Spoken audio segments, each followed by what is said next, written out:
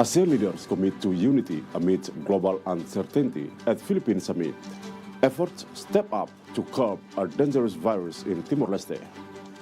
Runners selected to represent the country following National Half Marathon. Welcome back to RTTL World News. I'm Zegeres.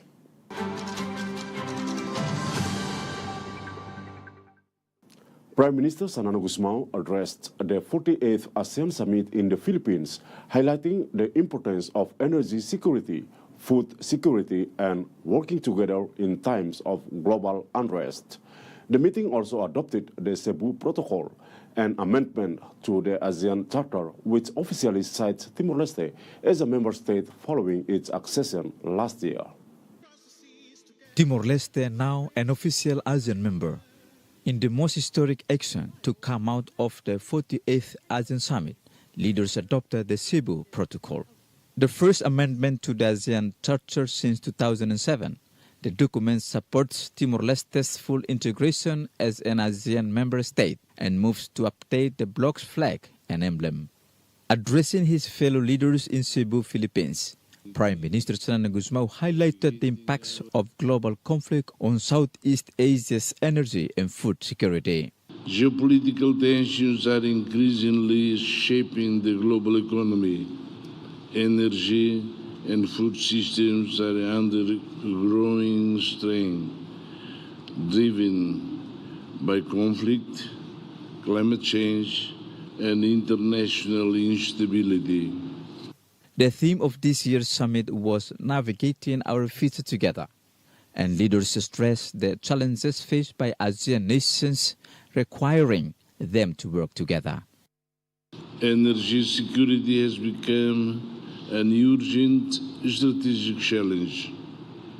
It is testing our resilience and our national security. International conflict is fueling inflation, disrupting supply chains, and placing pressure on public finances. As we push forward the first year of the implementation of the ASEAN Community Vision 2045, we are reminded that our region is strongest when we turn shared challenges, however daunting they may be, into shared purpose. Prime Minister Sanana Gusmao reaffirmed Timor-Leste's commitment to develop its energy needs. Timor-Leste is committed to developing its energy and petroleum sector in a way that contributes to ASEAN's collective energy security. Our shared objective is to build a more secure, diversified, and sustainable energy system for our region. Similarly, the government proposed homegrown solutions to providing enough food. For Timor-Leste, food security is a strategic national priority. In response, we are strengthening food security through programs that improve agriculture productivity, expand irrigation, and support farmers, fishers, and rural communities. Philippines President Ferdinand Marcos Jr. said ASEAN countries are committed to peace and cooperation in the Middle East.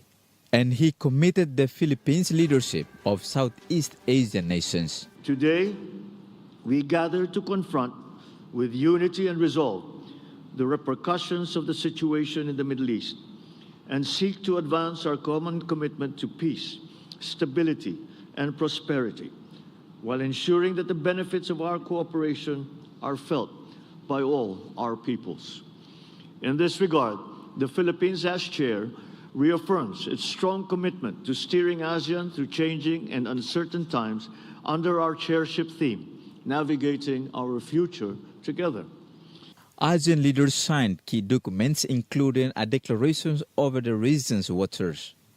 We recognize the importance of maritime cooperation and look forward to the adoption of the ASEAN Leaders' Declaration on Maritime Cooperation, which includes the Philippines' proposal to establish an ASEAN Maritime Center, which will serve as an important platform for maritime cooperation in coordination with relevant ASEAN and ASEAN-led mechanisms.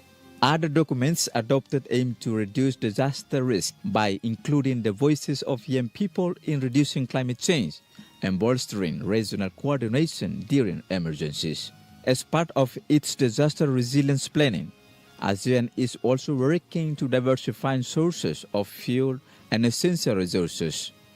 Its recognition of how important it is to maintain a steady supply and prices for food, fuel, and fertilizers. Jerry Madeira, RTTL World News. Around 62,000 Timorese girls aged 11 to 14 have been vaccinated for human papillomavirus, or HPV, since the vaccination launched in 2024.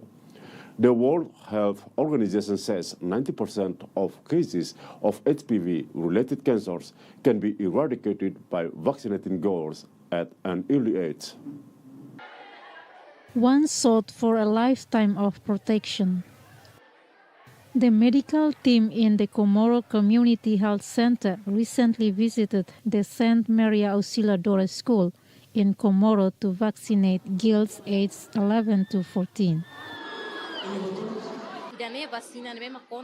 This vaccine is against the human papillomavirus and prevents cervical cancer. It is administered to girls in grade 6 at schools and girls aged 11 years old in the community. Approximately 99% of Timorese girls aged 11 to 14 are now vaccinated following the vaccine's introduction in 2024. Our incident rate shows that this disease kills many people here in Timor-Leste and worldwide. We want to protect the next generation of women, so we are vaccinating all girls.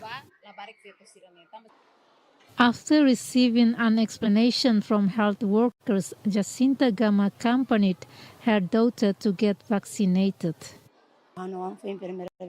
My first daughter is now in grade 6, so today I came here to hear the information about the vaccination, particularly about its impacts and side effects of the vaccine.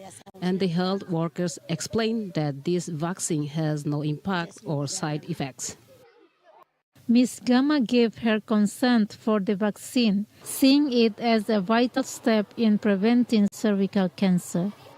Cervical cancer is the second most common cancer among Timorese women. Nearly 7,000 women aged 30 to 49 have been screened for cervical cancer in the last few years. The positivity rate of 10 to 12% is pretty high. And it is extremely important that we encourage women to come forward and create enabling environment for them to undergo screening. Dr. Matur says the HPV vaccine is an effective shield against cervical cancer with a target age of 11 to 14 for the best protection. Protection before the sexual debut becomes very important, and for that very reason, WHO recommended the HPV vaccination as an integral part of the national immunization program, particularly in the country where cervical cancer is high. While the rate of HPV vaccination in Timor-Leste has hit the 19% target, screening and treatment services remain challenging. We are moving towards meeting that target because both in terms of the VIA screening and HPV DNA screening, the numbers of the women is increasing to come forward and accept the screening. Partnering with the Ministry of Health, the World Health Organization remains committed to bolstering vaccinations and expanding the reach of life-saving screenings across the country. Paulina Quintão, RTTL World News. As rural communities in Timor-Leste remain hours away from their nearest hospital, Mission Aviation Fellowship continues to provide a vital lifeline through its air ambulance service. MAF Country Director and Pilot Mr. Lumping Lak Domda discusses how the organization delivers emergency medical transport and the challenges of operating in remote areas. Thank you for being with us, Mr. Ping. Mission Aviation is the only provider of an essential air ambulance in the country. How does your work help rural communities to access the medical care they need? Our air ambulance service helps community by saving times, while you know that in an emergency, time is very critical. So a road transport ambulance of 5 hours, we can bring it down to half an hour, 40 minutes, and so then they can get access to medical care quicker. And I believe that saving those crucial minutes helps them to get better care in the national hospitals. In what situations are the MAF services offered at no cost to the patient? And how are these services funded? So MAF runs on a donation from people. And since 2007, since we started our operations here, we have been providing subsidy to the Ministry of Health. So last year we were providing 45% of subsidy. So the Ministry of Health still covers. So when the patient comes back, we don't charge any money to them.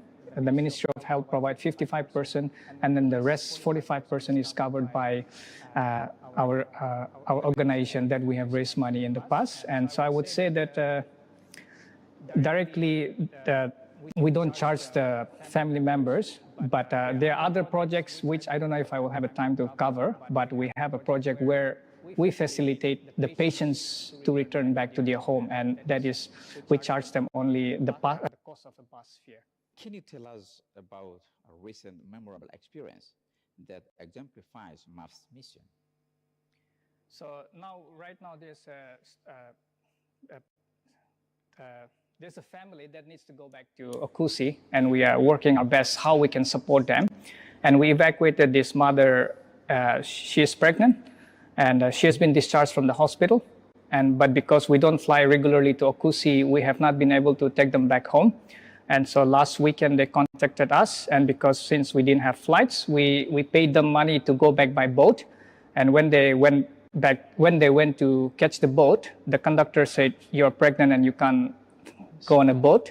So the next day they tried to go by road, but because they live in the rural communities, they don't have passports. They were access denied at the border, so they have come back. So now, next Monday, we are planning to fly this family back home. What challenges does MAF face in offering these services to rural Timorese patients? So one, the weather. The weather here is very challenging. Yesterday, it was beautiful sunshine in Dili, and no one would imagine that it will be raining in Suai. So one is the weather that limits us from flying out to pick up the patients, and also the mountains around Bobonaro and Same, those areas, the weather can change very quickly. And when a new family comes in, the language are also a challenges because people come, they speak English, and it's hard for us to communicate with the people. And in a time crucial moment, I believe this communication is also very important. Across the 12 countries in which MAF operates, how has the war in the Middle East impacted your services? So thankfully, so far, Timor-Leste is one of the only program that has not been affected badly because we were able to get our fuel supply before. But I'm aware that all our MAF programs in other countries, that there has been a significant rise in fuel price, which is directly affecting the customers. And if this continues for a longer run, it might affect us after a few months. But right now, we have not been affected very badly by the Middle East crisis. How does MAF ensure its services can continue through periods where global fuel supplies are uncertain? MAF runs on donation, so they are dedicated teams. They are raising supports for us. So that's one of the reasons MAF has been continuing. And if ever there is cases like that where the fuel price goes up, then yes, we will either have to raise more supports to compensate for that, or we will have to strengthen our partnership with Ministry of Health and see how Ministry of Health can also come together, because in the good times, MAF has been able to support whatever we can. And in these scenarios, I believe as government stepping in a little more to cover a little bit of the cost could ensure us to provide the service without disrupting the essential service in Timor. Thank you for talking to us, Mr. King. Thank you. Thank you very much. Yeah.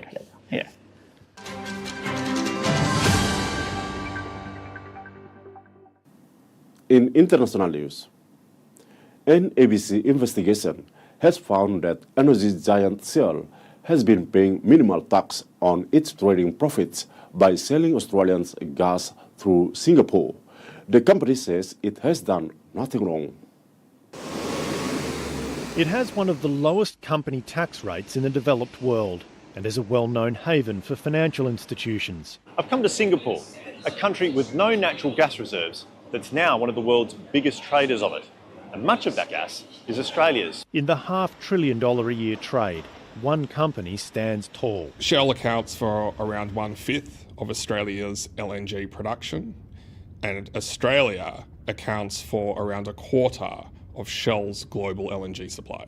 According to company documents, between 2017 and 2024, Singaporean-based Shell Global LNG bought $83 billion of gas. It then sold for $105 billion. That's $22 billion more than it paid for it. About 85% of that gas was sourced from other Shell companies, including those in Australia. There's absolutely zero reason why those trades could not be done from Australia. Shell acknowledged that most of its Australian gas was sold through Singapore, saying the island nation provided access to markets and had significant expertise in trading, marketing and shipping. In the 8-year period, Shell Global made a pre-tax profit of $2.8 billion. It paid $178 million to Singaporean authorities. That's a tax rate of 6.3%, which isn't bad when you compare it to Australia's corporate tax rate of 30%. To me, the warning bells would be ringing in terms of whether there's a profit-shifting risk there. Shell said the company has an ongoing and transparent dialogue with the Australian Taxation Office. Ultimately, this becomes a game where the industry will try and minimise its tax as much as legally possible, and the tax office will try and is aware of that and makes its rules accordingly. Back in Singapore, the game of shells goes on, with billions on the line. Australian Fashion Week has kicked off with back-to-back runway shows by 2 Indigenous designers. Now it is the 30th year. The festival puts homegrown creatives in the spotlight. Putting Australian fashion on the world stage, and the iconic backdrop is the main accessory. It's really important because we know that these images are what everyone knows globally. Australia's multi-billion-dollar industry is celebrating one of its most important seasons, drawing in big names, influencers and fashion lovers. We just saw swimwear, which is very Australian. You get the identity of where we are. This year there's a focus on Indigenous designers, with Gomeroi Yanar woman Colleen Ty-Johnson opening the show. This is very significant and historical for our people to be opening Australian Fashion Week. It's never been done before. So I'm so proud of that. I think it just means so much to me because growing up I didn't see much representation like this today. Larakia woman Verity presented a collection honouring her late grandmother, a survivor of the stolen generations. I'm able to feel proud of my culture, be able to step into this moment and show the world truly what we're capable of. This year the show is putting more of a focus on new and up-and-coming designers. It's part of a revamped model to make Fashion Week more accessible and commercial, while also showcasing the best of Australian fashion. A new era of designers making big strides.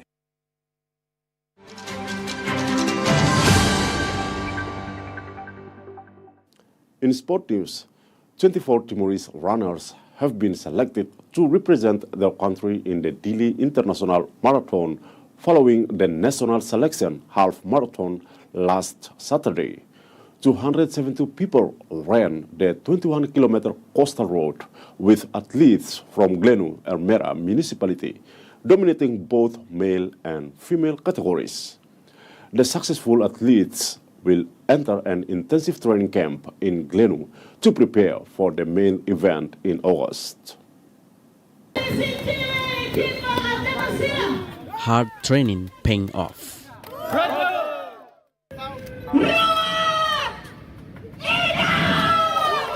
272 athletes ran the 21-kilometer course from the Presidential Palace to Cristo Rey and back again.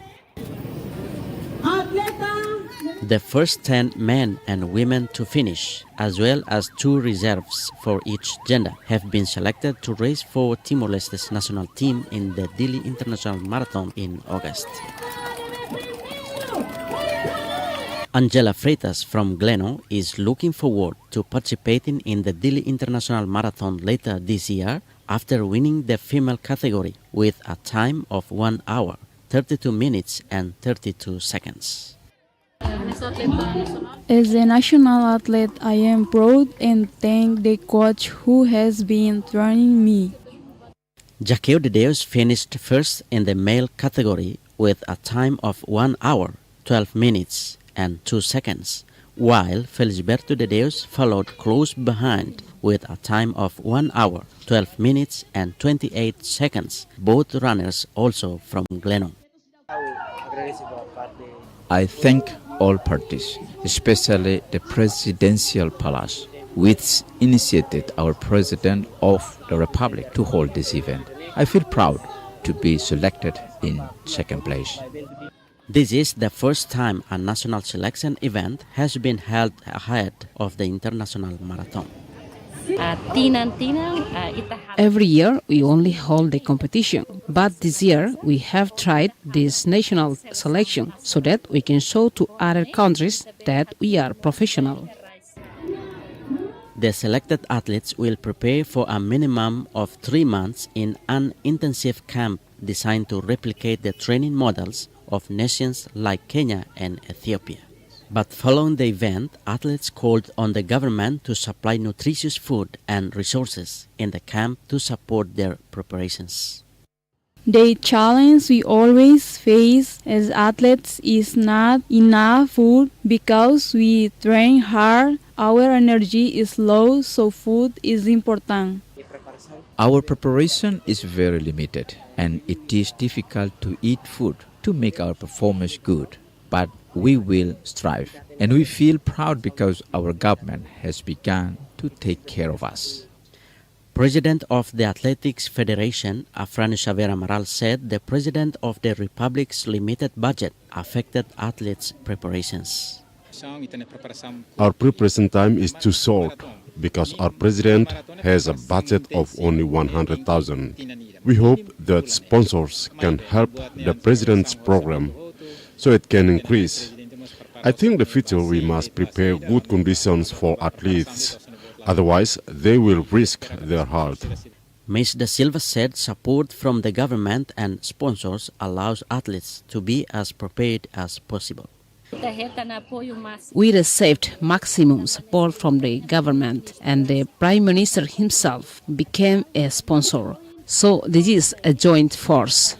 She added that many people will support the Dili International Marathon event and its 2026 theme, Love Our Forests and Wildlife. Many people sincerely want to support our athletes to compete well and support a healthy competition, a fair competition, a competition that can also raise awareness to love our forests and love our wild animals, remain in peace and run healthily for better regional integration. Over 7,000 participants from other ASEAN member nations are expected to race in the Dili International Marathon on August 8. Vicky Madeira, Nicodemus Espírito Santo, RTTL World News.